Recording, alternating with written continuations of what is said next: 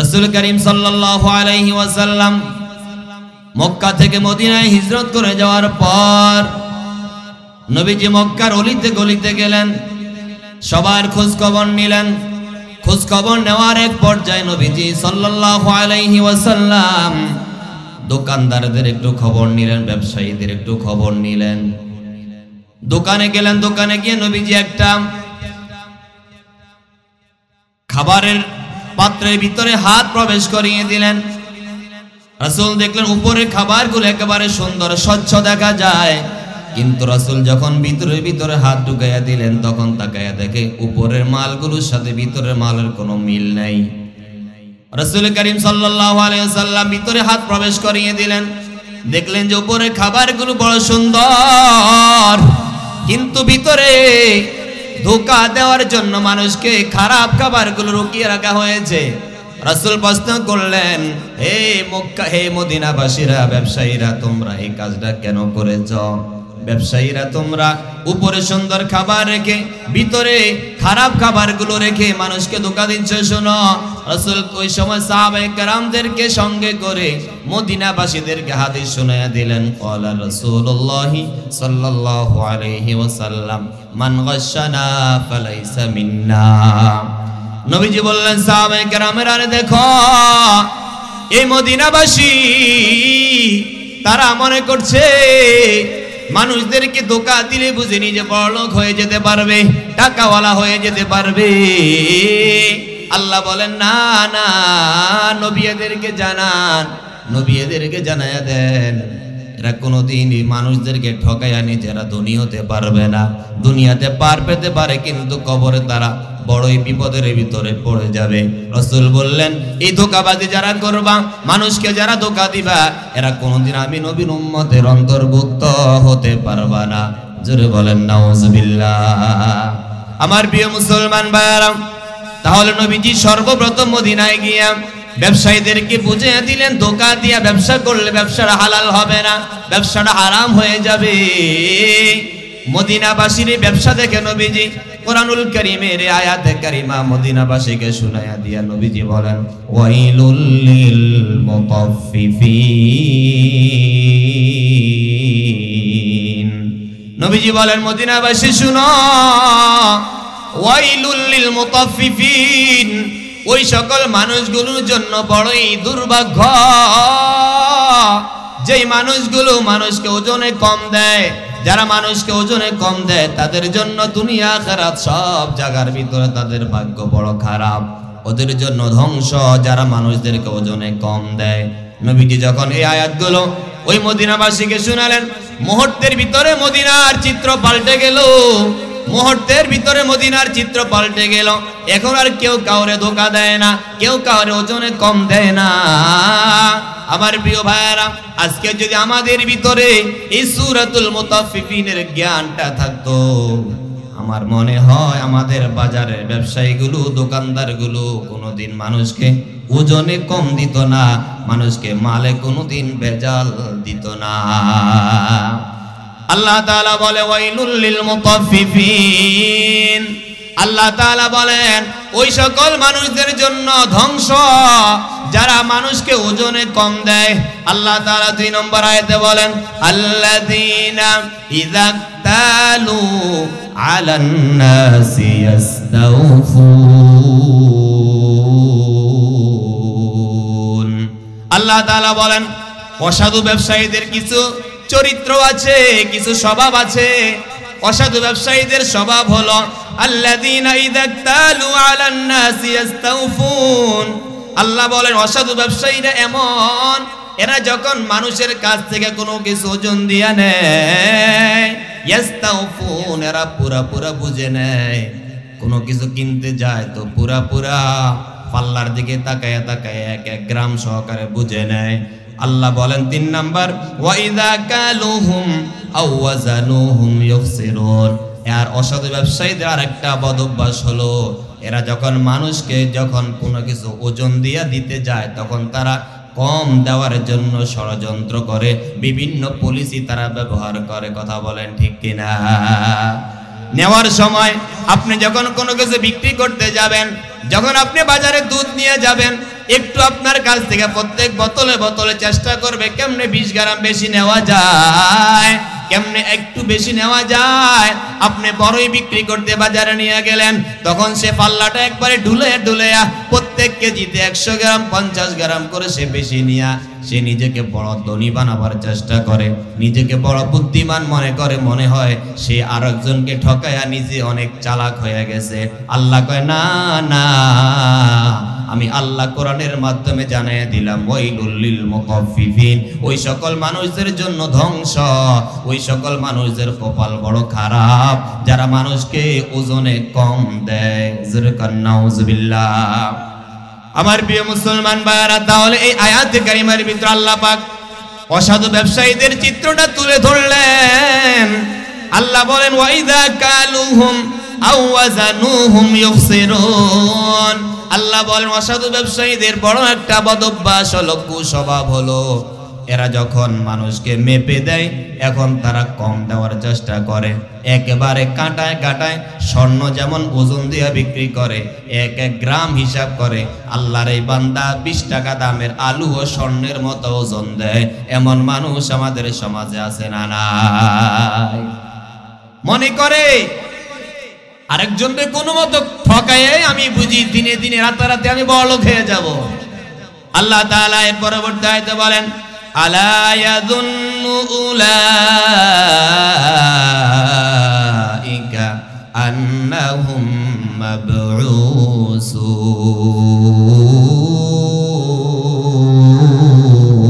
মাবউসুন।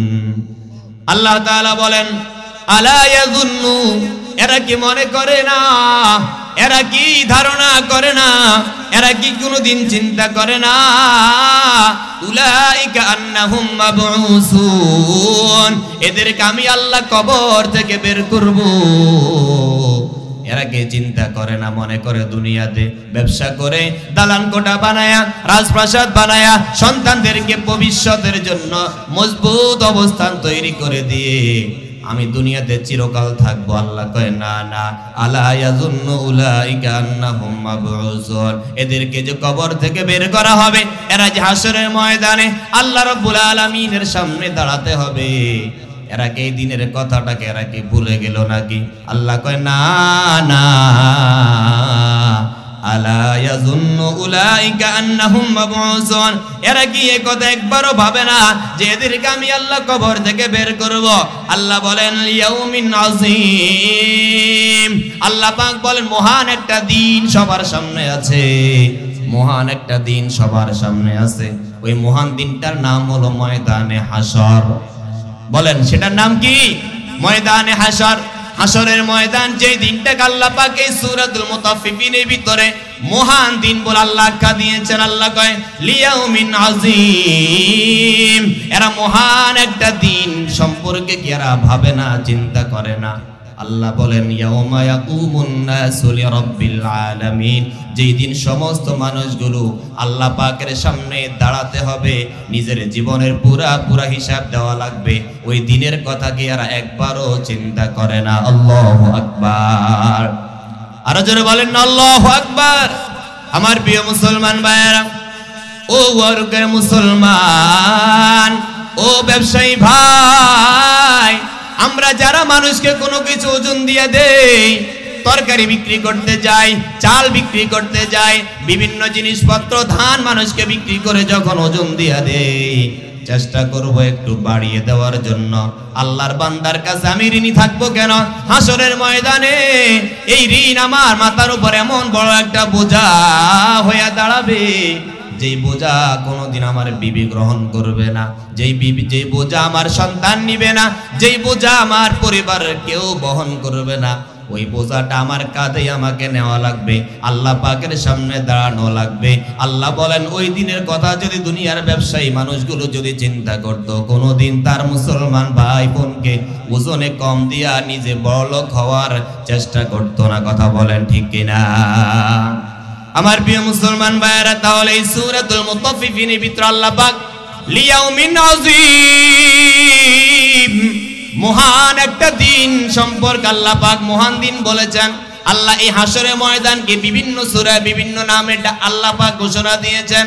সূরা কারিয়ার ভিতরে আল্লাহ পাক বলেন আল কারিআতু মাল কারিআতু ওয়া মা আদরাকা মাল কারিআ ইয়াওমা ইয়াকুনুন নাসু কাল ফারাশিল মাবসুত ওয়া তাকুনুল জিবালু কাল ইহনিল মানফুস। আল্লাহু আকবার। আমার প্রিয় মুসলমান ভাইরা, এই হাসরের ময়দানের দিন আল্লাহ পাক এক এক জায়গায় এক একটা নাম দিয়েছেন। সূরাতুল কারিয়ার ভিতরে আল্লাহ পাক দিয়েছে আল কারিয়া, মহাপ্রলয়। মাল কারিয়া, আল্লাহ কয় মহাপ্রলয় কি? ওয়া মা আদরাকা মাল কারিয়া। আল্লাহ নবীকে আবার জিজ্ঞাসা, নবী আপনি কি জানেন মহাপ্রলয় কি?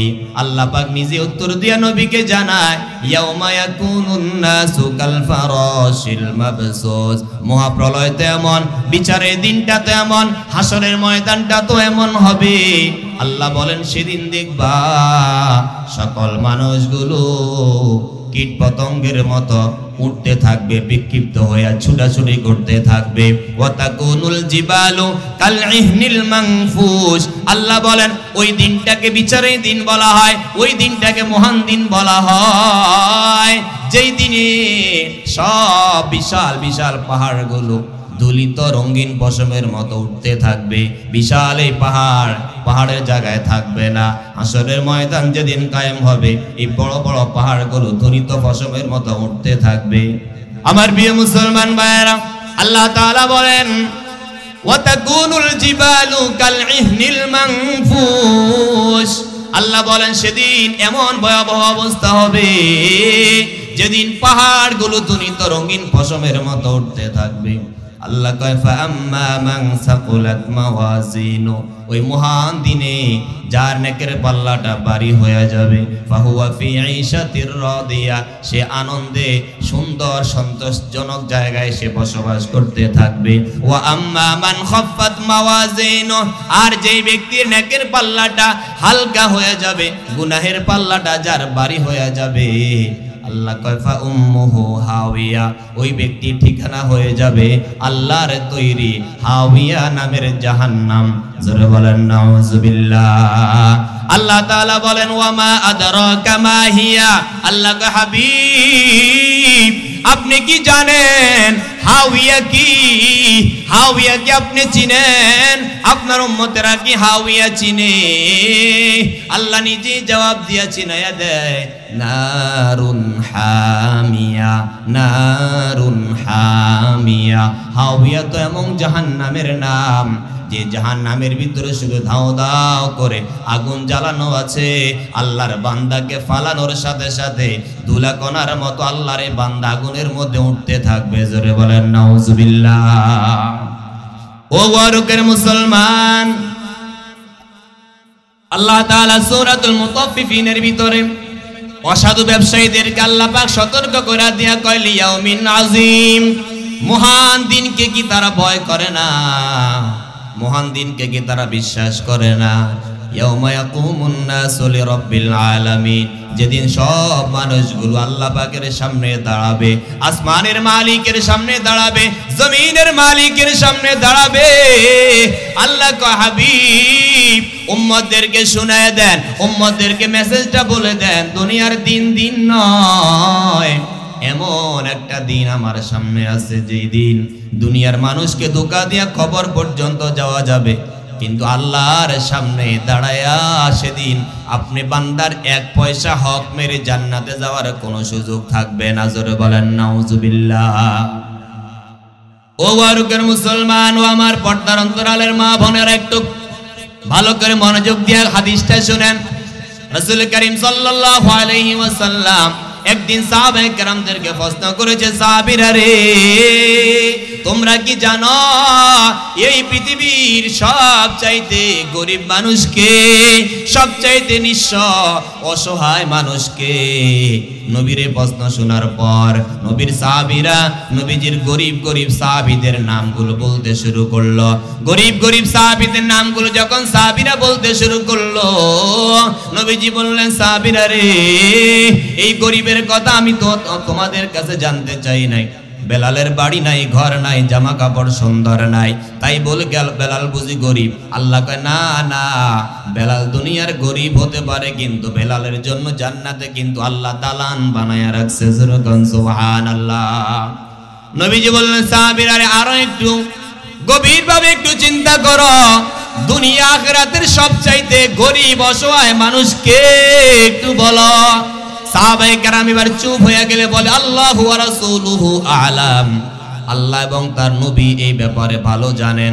নবীজি বললেন, সাহাবীরা রে শোনো, এই দুনিয়া আখিরাতের সবচাইতে নিঃস্ব অসহায় মানুষ ওই ব্যক্তি, যে ব্যক্তি দুনিয়া থেকে যাওয়ার সময় হাজার হাজার হাজার হাজার লক্ষ লক্ষ ইবাদত নিয়া নেক নিয়া যে ব্যক্তি কবরে গেছে। কথা কি বোঝা যায়? কথা বোঝা যায়?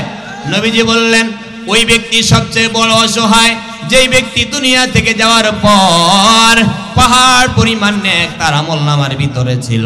পাহাড় পরিমাণ নেক নিয়ে যে মানুষটা কবরে গেছে, কবরে যাওয়ার পর আল্লাহ যখন বিচার ফয়সালা শুরু করবেন, আল্লাহর এই বান্দার আমল যখন ওজন দেওয়া হবে, মিজানের পাল্লা যখন বান্দার বাড়ি হইয়া আল্লাহর এই বান্দা জান্নাতের দিকে যাওয়ার জন্য পথ মাপতে শুরু করবে, এমন সময় ডানে বামে সামনে পিছনে বহু মানুষ দাঁড়ায়া যাবে আল্লাহর সামনে, দাঁড়ায়া বলবে, মালিক,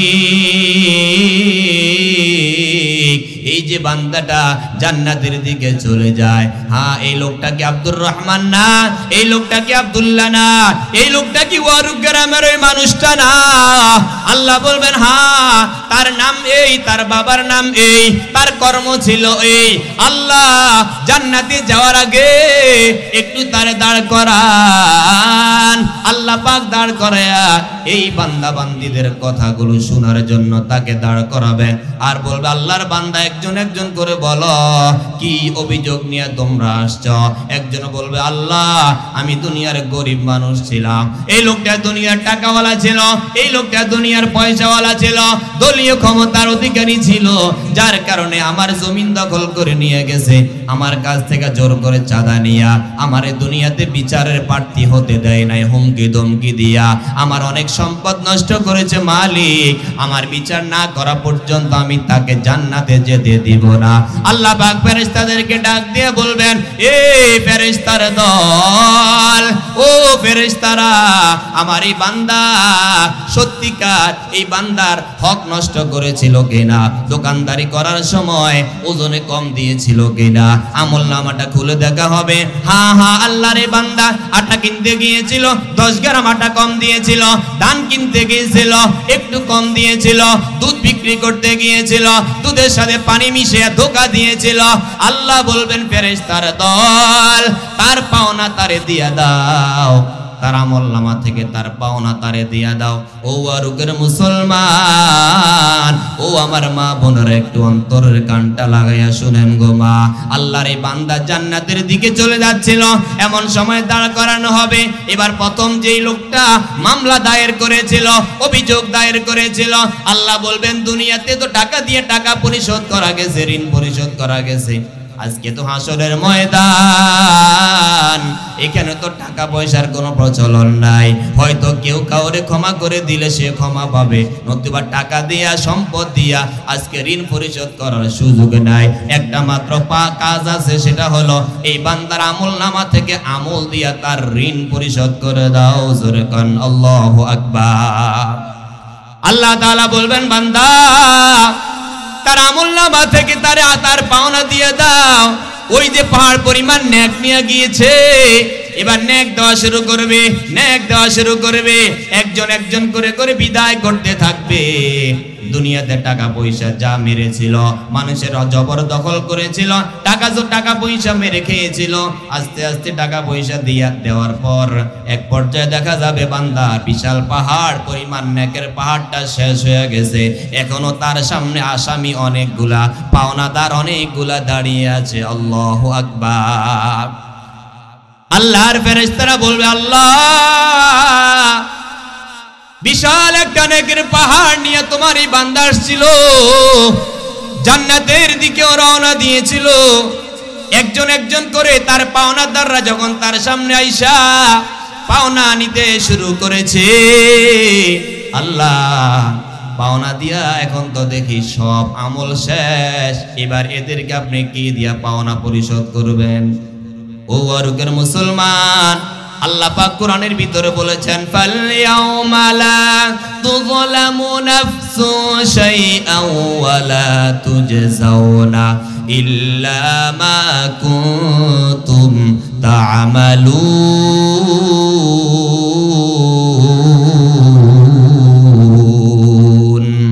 আল্লাহ তাআলা বলেন দুনিয়াতে সূরাতুল ইয়াসিনের ভিতরে আল্লাহ বলেন, ফালইয়াউমা লা তুযলামু নাফসুন শাইআ। হাসরের ময়দানটা এমন একটা ময়দান হবে যে ময়দানে কেউ কার উপর বিন্দু পরিমাণ জুলুম করা হবে না, যেহেতু সেদিন বিচারক থাকবেন স্বয়ং আল্লাহ। হাসরের মাঠে বিচার করবেন কে? আল্লাহ বিচার করবেন। এই জন্য আল্লাহ তাআলাকে টাকা দিয়ে তো কিনা যাবে না। আল্লাহ তো কোনো বান্দার জন্য আলাদা না। আপনার যে রব, আমার জন্য তো সেই রব, ওই রব কার উপর জুলুম করবে না। আল্লাহ দুনিয়াতে জানিয়ে দিয়েছে ওই দিনটা লিয়াউমিন আযীম, যে মহান দিনের কথা আল্লাহ বলেছেন। ওই দিনটা এমন, ফালইয়াউমা লা তুযলামু নাফসুন শাইআ, সেদিন কোন ব্যক্তির উপর সামান্য পরিমাণ জুলুম করা হবে না। ওয়ালা তুজজাউনা ইল্লা মা কুনতুম তা'মালুন, আর দুনিয়াতে যে পরিমাণ আমল করবা ওই আমলের প্রতিদান তোমাকে ভোগ করাই লাগবে। ঘোষণা ডাকা আল্লাহ তাআলার ঘোষণা, আজকে কিয়ামতের দিন কেউ কার উপর জুলুম করতে পারবে না। আল্লাহ বলবেন, ও ফেরেশতারা, বান্দার আমল বুঝি ভাগ করতে করতে শেষ হয়ে গেছে, আল্লাহ কি করে এখন ওদের পাওনা দিব? আল্লাহ কয়, পাওনা যখন নাই, ওদের ওই ঋণ পরিমাণ গুনাহ এই নাফরমানের আমল নামায় যোগ করে ওদেরকে জান্নাতে দিয়ে দে, আর এই নাফরমানের জাহান্নামের ভিতরে ফেলে দে। জোরে বলেন নাউজুবিল্লাহ। ও ওয়ারুকের মুসলমান, ও বৃদ্ধ বাবারা, ও যুবক বন্ধুরা, তাহলে কিয়ামতের ময়দানে এমন ভয়াবহ অবস্থা হবে যেদিন আপনি দুনিয়ার কারো এক পয়সা মেরে খাবেন, হাসরের মাঠে আপনি এটা থেকে পার পাবেন না। আজকে যুবকদেরকে দেখা যায় দুষ্টামি করতে করতে মানুষের জিনিসপত্র খেয়ে ফেলে। হাসি তামাশার ভিতরে বাদাম বিক্রেতার একটা বাদাম নিয়ে যায়, দোকানে যায় একটা খাবার টেস্ট করে করে সে খেয়ে নেয়। দোকানদার যদি মাপ না করে, কিয়ামতের দিন এই এক বাদাম, এক বিস্কিট, সামান্য 1 টাকা 2 টাকার জিনিস আপনার আমার জাহান্নামে যাওয়ার কারণ হয়ে যেতে পারে। কথা বলেন ঠিক কিনা? বান্দার হক এমন, অন্যের হক নষ্ট করলে দুনিয়াতে আপনি ক্ষমতার জোরে বেঁচে গেলেন, কিন্তু আল্লাহর দরবারে তো একদিন দাঁড়াবেন। কি বলেন, দাঁড়াতে হবে কিনা? দাঁড়াতে হবে আল্লাহর সামনে। আল্লাহ তাআলা বলেন, গোলাম শুনো, আমি আল্লাহ পাক তোমাকে জানাইয়া দিলাম, ইয়াউমা ইয়াকুমুন নাসু লিরাব্বিল আলামিন। আল্লাহ বলেন, দুনিয়ার সব মানুষগুলো সেদিন রবের সামনে দাঁড়াবে, রব সেদিন হবেন বিচারক। এই জন্য দেখেন, যে লোকটা পাহাড় পরিমাণ নেক আমল নিয়ে কবরে গিয়েছিল, কিন্তু দুনিয়াতে এমন কিছু কাজ করে গেছে যে আল্লাহর বান্দা বান্দিরা তার কাছে টাকা পয়সা পাওনা থাকার কারণে হাজার হাজার নেক আমল নিয়া আল্লাহর এই বান্দা শেষ রক্ষা হয় নাই, জাহান্নামে যাওয়া লাগছে। কথা বলেন ঠিক না? এজন্য আমার ভাইরা, আজকের এই ওয়ারুকের তাফসীরুল কোরআন মাহফিল থেকে আপনাকে আমাকে একটা সবক নিয়ে যেতে হবে। এমন একটা সবক নিব, জীবনে কোনোদিন কাউরে ঠকাবো না। ও ব্যবসায়ী ভাই, ও ব্যবসায়ী বন্ধুরা, ও মা বোনেরা, যখন কারো কাছ থেকে আপনি চাল হাওলাত নিয়ে আসলেন, তরকারি হাওলাত নিয়ে আসলেন, লবণ নিয়ে আসলেন, হলুদ মরিচ কারো পাশের ঘর থেকে নিয়ে আসলেন, চেষ্টা করবেন যতটুকু নিয়ে এসেছেন তার কাছ থেকে আরো একটু বাড়িয়ে তাকে দেওয়ার চেষ্টা করবেন, তাহলে আপনি কিয়ামতের দিন তার কাছে ঋণী থাকতে হবে না। আপনার আমল হতে পারে অল্প, কিন্তু কেউ আপনার কাছে একটা টাকাও পাবে না। একটু ঋণ আপনি কারো কাছে যদি না থাকেন, আল্লাহ পাকের গফফার নামের বরকতে, আল্লাহ তাআলার রহমান নামের উসিলায় আল্লাহ এই বান্দারে আল্লাহ পাক নিজ গুণে ক্ষমা করে দিতে পারে। জোরে বলেন সুবহানাল্লাহ।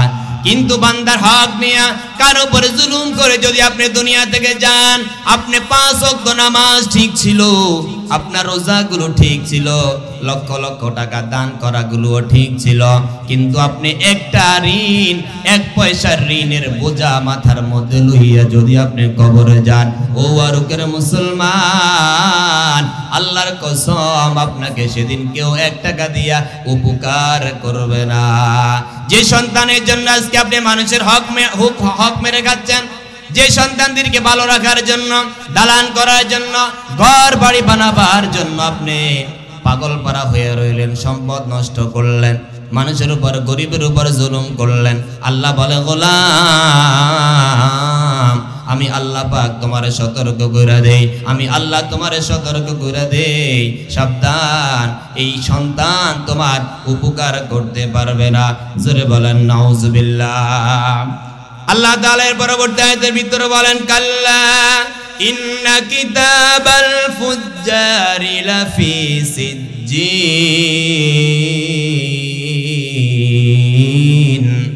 আল্লাহ তাআলা এর পরবর্তী আয়াতের ভিতরে বলেন, সাবধান সাবধান ও দুনিয়ার অপরাধীরা, দুনিয়া থেকে যাওয়ার সময় যদি তোমাকে পাপী বান্দা বলে আল্লাহর ফেরেশতারা যদি তোমার রূহটা বের করার জন্য আসে, কতটা কষ্ট হবে তোমাকে তোমার রূহটা বের করার জন্য, পাপী বান্দাদের রূহটা বের করার জন্য, অপরাধীদের রূহটা বের করার জন্য আল্লাহ পাকের পক্ষ থেকে যখন আযাবের ফেরেশতারা আসবে, এরা একটা দুর্গন্ধময় পচা একটা কাপড় নিয়ে আসবে, আইসা আপনাকে এত জোরে জোরে এরকম ধমক দিবে আর ভয় লাগাবে, ও নাফরমান, দুনিয়াতে কতদিন ছিলা, দুনিয়ার এই জমিনের ভিতরে অহংকার করে চলেছ, টাকার বড়াই দেখিয়েছ, সম্পদের ক্ষমতা দেখিয়েছ, এরকম রাজনৈতিক পাওয়ার দেখায়া আল্লাহর বান্দা বান্দীদের উপর যে জুলুম করেছ, আয় আয় আয়, আজকে এমন একটা জগতে তোকে নিয়ে যাব যে জগতে তোর দলের কোনো পরিচয় থাকবে না,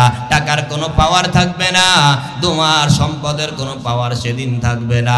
ওই বদকারে গুনাহগারের রূহটা যখন বের করে নেওয়া হবে, দুর্গন্ধময় একটা পচা একটা দুর্গন্ধময় কাপড় পেঁচায়া তার রূহটা যখন বের করা হবে, রাসূল বলেছেন, হযরতে আলী রাদিয়াল্লাহু তাআলা আনহু বলেন, একজন বদকার একজন গুনাহগারের রূহটা কেমনে বের করা হবে? একসাথে একটা জীবিত মানুষের গায়ের ভিতরে যদি 300 মানুষ একসাথে ধারালো তলোয়ার দিয়ে যদি একটা মানুষের গায়ের ভিতরে আঘাত করা শুরু করা হয়, একটা মানুষ যতটা কষ্ট পাবে, একজন পাপী গুনাহগারের রূহটা বের করার সময় তার চাইতেও বেশি কষ্ট হবে। জোরে বলেন নাউজুবিল্লাহ। আল্লাহ তাআলা সেই সকল ফুজ্জারদের কথা বলছেন, পাপীদের কথা বলে আল্লাহ বলেন, কাল্লা ইন্না কিতাবাল ফুজ্জারি লাফি সিজ্জিন। আল্লাহ বলেন, কখনো নয়, নিশ্চয়ই পাপীদের রূহটা নিয়ে যাওয়া হবে সিজ্জিনের ভিতরে। আল্লাহর বান্দা যারা দুনিয়াতে ভালো আমল করে আসবে, যাদেরকে আবরার বলা হয়, আল্লাহর প্রিয় বান্দা বান্দি যাদেরকে বলা হয়, ওদের আমলগুলো চলে যাবে ইল্লিয়িনে, সাত আসমানের উপরে সুগন্ধিময় কাপড়ের মধ্যে পেঁচায়া। আর আল্লাহর যে সকল নাফরমান বান্দা বান্দিরা দুনিয়াতে অপরাধীদের খাতায় নাম লেখায়া দুনিয়া থেকে যাবে, আল্লাহ বলেন নিশ্চয়ই পাপী গুনাহগার বেনামাজিদের রূহগুলো 7 তবক জমিনের নিচে সিজ্জিনের ভিতরে নিয়ে যাওয়া হবে। জোরে বলেন নাউজুবিল্লাহ। এরপরে বলেন, ওয়ামা আদরাকা মা সিজ্জিন। আল্লাহ নবীকে সম্বোধন করে বলে, নবী আপনি কি জানেন সিজ্জিন কি জিনিস? আল্লাহ বলেন, কিতাবুম মারকুম। আল্লাহ বলেন, এটা একটা সংরক্ষিত কিতাব, এটা একটা সংরক্ষিত বই আছে, যে বইয়ের ভিতরে এক আল্লাহর বান্দা বান্দি বালেগ হওয়ার পর থেকে নিয়ে আজরাইলের সাথে দেখা হওয়ার পর্যন্ত যত সময় সে দুনিয়ার ভিতরে ছিল, এই সময়ে যত পাপ বান্দা করেছে, বান্দি করেছে, ওই কিতাবের ভিতরে বান্দার সব কিছু ওই লিপিবদ্ধ থাকবে। এটার নাম হলো কিতাবুম মারকুম। আল্লাহ বলেন ওয়াইলুন ইয়াউমাইযিল লিল মুকাজ্জিবিন।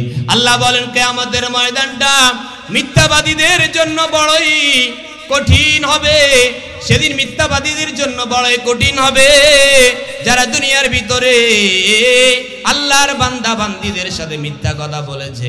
হাসরের ময়দানকে যারা মিথ্যা বলে, কিয়ামত বলতে কিছু নাই, পরকাল বলতে কিছু নাই, এই যে সকল মানুষগুলো এই কথাবার্তাগুলো বলবে, আল্লাহ তাআলা বলেন সেদিন এই পাপীদের অবস্থাটা এতই ভয়াবহ হবে, আল্লাহর কোনো বান্দা তার জন্য সুপারিশ করার জন্য তার কাছেও আসবে না। জোরে বলেন নাউজুবিল্লাহ। আল্লাহ বলেন ওয়াইলুন ইয়াউমাইযিল লিল মুকাজ্জিবিন। সেদিন মিথ্যাবাদীদের জন্য বড়ই দুর্ভোগ, আফসোস হবে। কোন মিথ্যাবাদী? যারা আল্লাহ অস্বীকার করে, যারা নবী অস্বীকার করে, যারা নবীদেরকে অস্বীকার করে, আল্লাহ অস্বীকার করে। আল্লাহ দেখি নাই তো আল্লাহকে মানবো কেন? নাউজুবিল্লাহ বলেন। এমন কিছু মুসলমান নামধারী কিছু বেঈমান আছে যারা বলে আল্লাহ দেখা যায় না, আল্লাহ মানবো কেন? নবীরে দেখি নাই, নবীকে মানবো কেন? আল্লাহ বলেন নাফরমান, তুমি কি দেখো না? আল্লাহকে দেখো নাই, কিন্তু আল্লাহর ক্ষমতা তো দেখা যায়। কথা বলেন, দেখা যায়নি? আল্লাহর ক্ষমতা দেখা যায় না? রৌদ্র বৃষ্টি আমরা চাই, রোদ আল্লাহ দিয়ে দেয় বৃষ্টি। আমরা চাই বৃষ্টি, রব দিয়ে দেয় প্রচুর গরম। আল্লাহকে তোমরা যা চাইবা সেটা হয় না, আমি আল্লাহ যেটা চাই সেটা হবে। আল্লাহ বলেন রাত দিনের পরিবর্তন, সূর্য উঠা সূর্য ডুবার পরিবর্তন, এগুলো সব আল্লাহ চিনার বড় এক সহজ উপায়। কথা বলেন ঠিক কিনা? আমার প্রিয় মুসলমান ভাইয়েরা, আল্লাহ বলেন ওয়াইলুন ইয়াউমাইযিল লিল মুকাজ্জিবিন। আল্লাহ বলেন সেই দিন মিথ্যাবাদীদের বড়ই খারাপ পরিণাম হবে। যারা মিথ্যা বলে আল্লাহর বান্দাদেরকে জুলুমের শিকার করে, অত্যাচারের শিকার বানায়, যারা গরিব মানুষদের উপর অত্যাচার করে, জুলুম করে, আল্লাহ বলেন সেই দিনে মানুষগুলোর অবস্থা পরিণাম ভালো হবে না। আজকে আমরা ইউটিউব খুললে দেখি আল্লাহর এবং নবীর বিরুদ্ধে অনেক কুলাঙ্গারদেরকে কথা বলতে দেখা যায়। যেমনটা ইদানিং আমরা দেখেছি, রাখাল রাহা নামের এক কুলাঙ্গার, সে ফেসবুকের ভিতরে একের পর এক লেখা লিখে যাচ্ছে আল্লাহর বিরুদ্ধে, নবীর বিরুদ্ধে। সে কিছুদিন আগে আল্লাহর বিরুদ্ধে এমন বাজে কথা বলেছে যেটা একজন মুসলমানের মুখ দিয়ে আসতে পারে না। আল্লাহর এই নাফরমান এই রাখাল রাহা নবীর বিরুদ্ধে লিখে যাচ্ছে, আল্লাহর বিরুদ্ধে লিখে যাচ্ছে।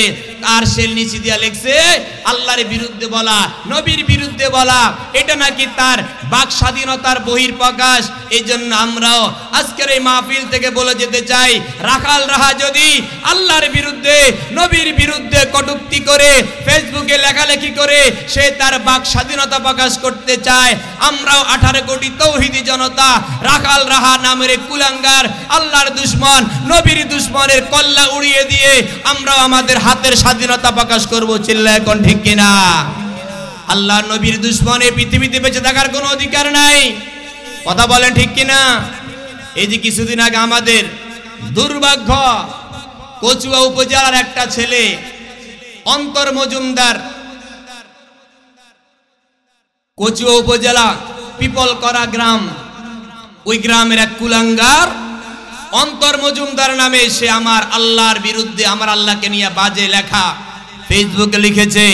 আলহামদুলিল্লাহ মুহূর্তের ভিতরে তাওহীদি জনতা জেগে উঠেছিল, তার ঘর বাড়ি জ্বালিয়ে দেওয়া হবে। এই নাফরমান 95% মুসলমানের দেশে আল্লাহর বিরুদ্ধে লিখে সে 1 সেকেন্ডের জমিনে বাঁচার অধিকার নাই। আমরা ধন্যবাদ জানাই বর্তমান প্রশাসনকে। তাওহীদি জনতার এই প্রতিবাদে মুহূর্তের ভিতরে তাকে এখন জেলখানায় বন্দী করা হয়েছে। আমরা আজকের ওয়ারুকের মাহফিল থেকে জোর দাবি জানাচ্ছি, অন্তর মজুমদারের কোনো ক্ষমা নাই। আল্লাহর বিরুদ্ধে যে লেখা লিখবে তার সর্বোচ্চ শাস্তি ফাঁসির দাবি আমরা জানাই। চিল্লায় এখন ঠিক কিনা? যাদের সামনের দিকে আর কোনো এই সকল বিধর্মীরা নামদারি কোনো তারা ছাড় দেয় নাই। আল্লাহ কোরআনে বলেছেন যারা আল্লাহ এবং তার নবীর বিরুদ্ধে অবস্থান নিবে ওদের কোনো ক্ষমা নাই। বড় পাপী হতে পারে কিন্তু নবীর সাথে বেয়াদবি করার পরে আল্লাহর বিরুদ্ধে কথা বলার পরে ওই ব্যক্তির কোনো ক্ষমা থাকতে পারে না। কথা বলেন ঠিক না? আমার প্রিয় মুসলমান ভাইরা, 95% মুসলমানের দেশের ভিতরে আপনার আর আমার নবীর সাথে আমাদের একটা কলিজার সম্পর্ক আছে। কথা বলেন ঠিক কিনা? বাংলাদেশের মুসলমানেরা হয়তোবা তারা 5 ওয়াক্ত নামাজ পড়ে না, কিন্তু রোজা রাখে না, হজ যাকাতে কমতি থাকতে পারে, কিন্তু নবীর বিরুদ্ধে যারা কথা বলবে আমরা দল মত বুঝবো না, আমরা একই প্ল্যাটফর্মে এসে নবীর দুশমনের বিরুদ্ধে আমরা কঠোর আন্দোলন করা লাগবে। কথা বলেন ঠিক কিনা?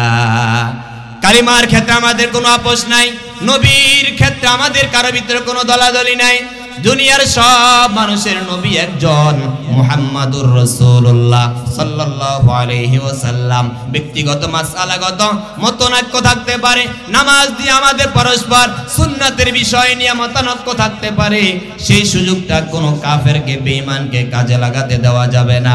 নবীর সাহাবায়ে কেরাম রিদওয়ানুল্লাহি তাআলা আলাইহিম আজমাইন আল্লাহর নবীকে নিজের জীবনের চাইতে বেশি ভালোবেসেছেন। আর বলেন কিয়ামতের ময়দানে আমার নবীর কোন উম্মতেরা যদি নবীকে নিজেদের জীবনের চাইতে বেশি ভালো না বাসতে পারে, তার 1000 নামাজ রোজা দিয়া আল্লাহর জান্নাতে যাওয়ার কোনো রাস্তা থাকবে না। কথা বলেন ঠিক কিনা?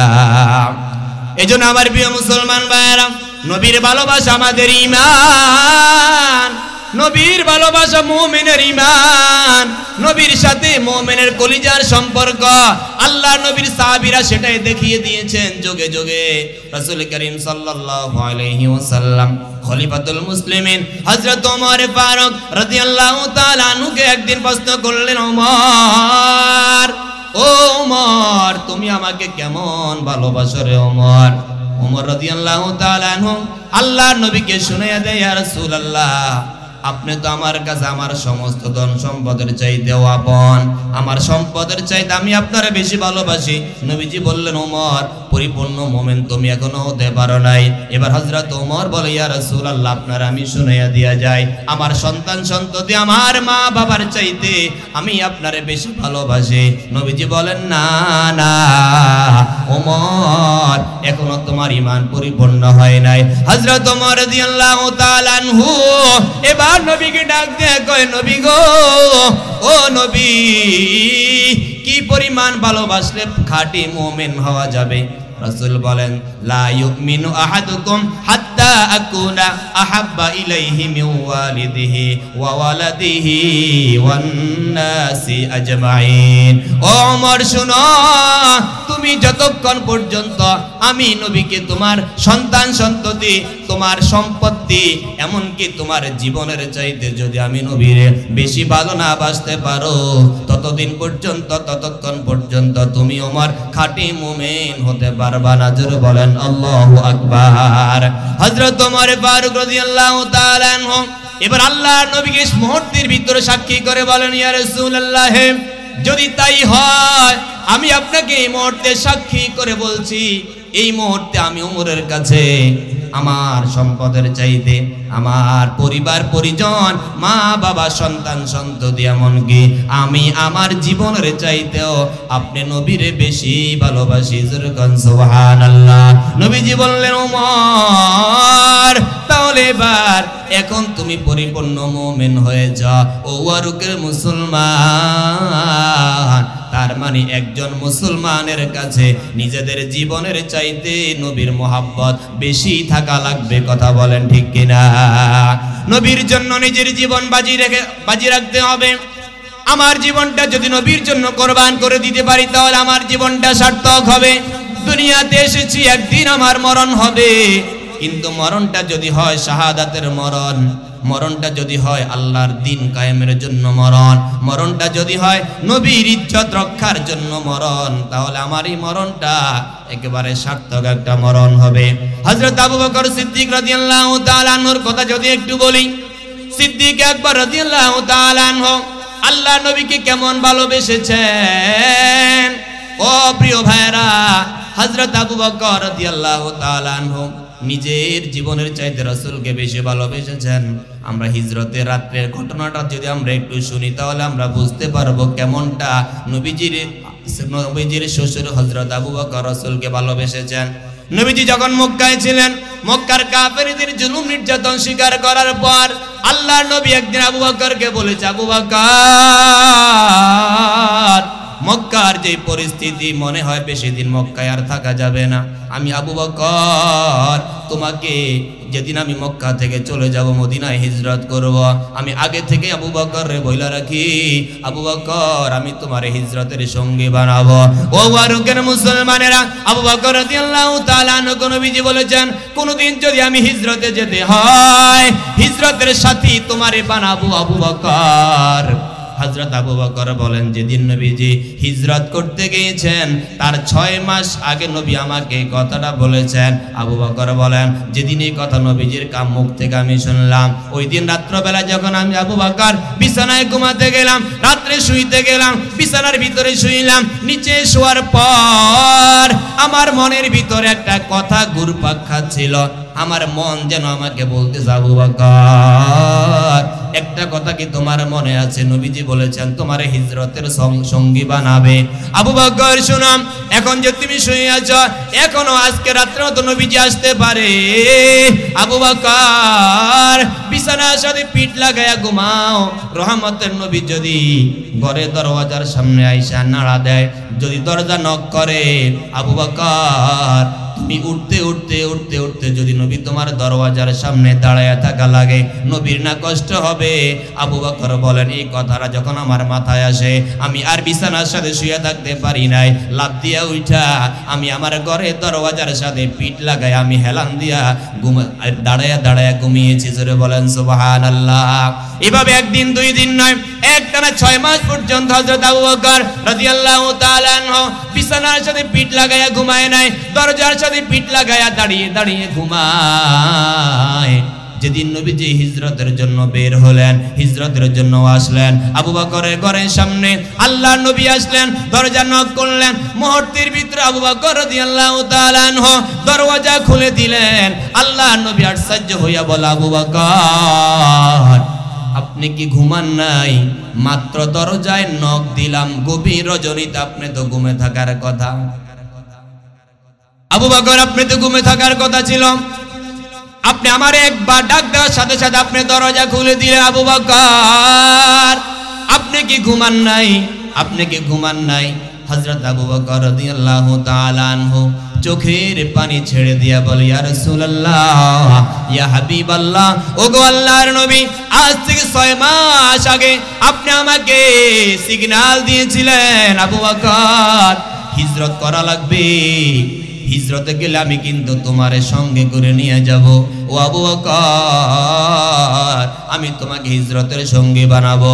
ইয়া রাসূলুল্লাহ, সেই 6 মাস ধরে আমি আবু বকর প্রতিটা রাত্রে আপনি নবীর জন্য অপেক্ষা করি, বিছানার সাথে আমি ঘুমাই না, পিঠ লাগাইয়া ঘুমাইলে যদি আপনি নবী আসা আমার ঘরের সামনে এসে যদি আপনি দাঁড়ায় দাঁড়ায় অপেক্ষা করা লাগে, আমি আবু বকর উঠতে যদি দেরি হয় কিয়ামতের ময়দানে আমি আবু বকর আল্লাহর সামনে চোখ দেখাতে পারবো না। ইয়া রাসূলুল্লাহ, এই জন্য 6 মাস ধরে আমি বিছানার সাথে পিঠ লাগাইয়া ঘুমাই নাই, দরজার সাথে আমি হেলান দিয়া 6 মাস রাত কাটিয়েছি। জোরে বলেন আল্লাহু আকবার। ও আবু বকর এমন এক দোয়া নিয়েছো যেই দোয়ার কারণে আমার আদম নবী থেকে শুরু করে কিয়ামত পর্যন্ত যত উম্মতের আগমন ঘটবে, আল্লাহর যত বান্দা বান্দির আগমন ঘটবে, তাহাজ্জুদে নামাজ পড়ে পড়ে কোরআনের কারীমের তেলাওয়াত করে করে আল্লাহর যত বান্দা বান্দিরা যত আমল নামার ভিতরে জমা করবে, তুমি আবু বকরের আমল এই আজকের এই হিজরতের রাত্রের এক রাত্রের আমল গোটা উম্মতের আমলের চাইতে দামি হয়ে গেছে। জোরে কোন সুবহানাল্লাহ। ও ওয়ারুকের মুসলমানেরা, এইভাবে নবীজিকে সাহাবায়ে কেরাম ভালোবেসেছেন, নিজেদের জীবন বাজি রেখে হিজরতের রাত্রির ঘটনাটা কত মর্মান্তিক ঘটনা। চতুর্দিকে কাফেররা আল্লাহ নবীকে খোঁজার জন্য বের হয়ে গেছে, কারো হাতে তীর, কারো হাতে তরবারি, এক একজন এক এক অবস্থায় নবীজিকে তালাশ করতেছিল। হযরত আবু বকর একটু মাত্র ভয় পেলেন না, একটু মাত্র চিন্তা করলেন না জীবন থাকবে না যাবে, কিন্তু একটা মাত্র টার্গেট ছিল, আমার নবীকে বাঁচাইয়া আমি আমার জীবন যদি উৎসর্গ করে দিতে পারি, আমি আবু বকরের জীবনটা সার্থক হবে। বলেন সুবহানাল্লাহ। এভাবে সাহাবায়ে কেরাম আল্লাহ নবীকে ভালোবেসেছেন, এই জন্য দুনিয়াতে থাকতে তারা জান্নাতের সার্টিফিকেট নিয়েছে। ও বরকর মুসলমানেরা, এই জন্য রহমতের নবী বলেন, কিয়ামতের আগে আমার কিছু উম্মতের আগমন ঘটবে যারা আমি নবীকে পাবে না, আবু বকরকে যারা পাবে না, ওমরকে যারা পাবে না, উসমান আলীকে যারা পাবে না, আমি নবীকে না দেখে যারা কিয়ামত পর্যন্ত আমি নবীর জন্য জীবন দেওয়ার জন্য পাগল হয়ে যাবে, মাথা থেকে পা পর্যন্ত যারা সুন্নতের জীবন যাপন করবে, কিয়ামতের ময়দানে আবু বকর, ওমর, উসমান আলীর সাথে আমার সুন্নতওয়ালা সুন্নতের অনুসরণকারী উম্মতগুলো ওই সাহাবীদের সাথে জান্নাতে জায়গা পেয়ে যাবে। জোরে বলেন সুবহানাল্লাহ। এজন্য আপনার আমার জীবনে কি দরকার? নবীর উম্মত হয়েছি তো এটার চাইতে বড় সৌভাগ্য আর কিছু হতে পারে না। এখন নাম মাত্র উম্মত হলে কিন্তু চলবে না। এই যখন যেখানে নবীকে নিয়ে কেউ কটূক্তি করবে, নবীর বিরুদ্ধে খারাপ লেখালেখি করবে, এই জালেম পৃথিবীতে বেঁচে থাকার এক মুহূর্ত অধিকার নাই। নবীজি বলেছেন, মান সাব্বা নাবিয়ান ফাকতুলু, যে ব্যক্তি নবীকে গালি দিবে তার একটা মাত্র শাস্তি, তাকে হত্যা করে ফেলতে হবে। কথা বলেন ঠিক কিনা? যদি আমাদের সমাজে ইসলামী হুকুমত না থাকার কারণে সরাসরি কেউ কাউকে কতল করার অনুমতি রাষ্ট্রীয়ভাবে না থাকলেও হাদিসের মাধ্যমে অনুমতি আছে।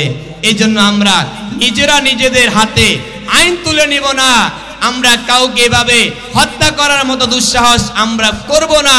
কিন্তু আমরা সরকারের কাছে দাবি জানাতে আমরা ভুলবো না যে সরকার নিজ দায়িত্বে আল্লাহ বিরোধী, নবী বিরোধী যে সকল কুলাঙ্গাররা কথা বলবে ওদের বিরুদ্ধে আমাদের সবাইকে অন্তত জবানটা খরচ করতে হবে। কথা বলেন ঠিক কিনা? প্রতিবাদ করতে হবে। আল্লাহ তাআলা আমাদের সবাইকে, অল্প সময় যে কথাগুলো আমি বলেছি, এক পর্ব বলেছি নবীর ভালোবাসা সম্পর্কে, নবীর প্রেম সম্পর্কে, প্রথম অংশ বলেছিলাম ধোঁকা না দেওয়া সম্পর্কে। ধোঁকা দিলে কিয়ামতে আপনি আটকা পড়ে যাবেন।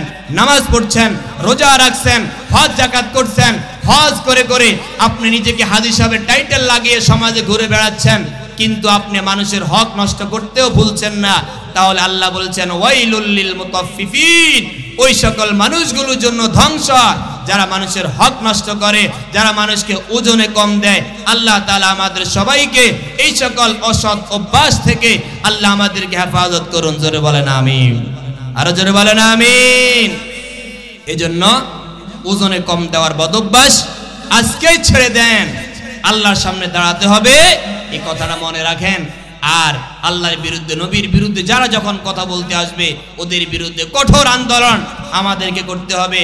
জীবন যখন আল্লাহ দিয়েছেন, মরণ একদিন হবে, কিন্তু মরণটা যেন ইসলামের পক্ষে হয়, নবীর পক্ষে হয়, আল্লাহর কোরআনের পক্ষে হয়, আল্লাহর জমিনে আল্লাহর দ্বীন কায়েমের জন্য যেন আমার এই জীবনটা আমরা উৎসর্গ করতে পারি। আল্লাহ আমাকে কবুল করুন, আল্লাহ আপনাদেরকেও কবুল করুন। আমিন।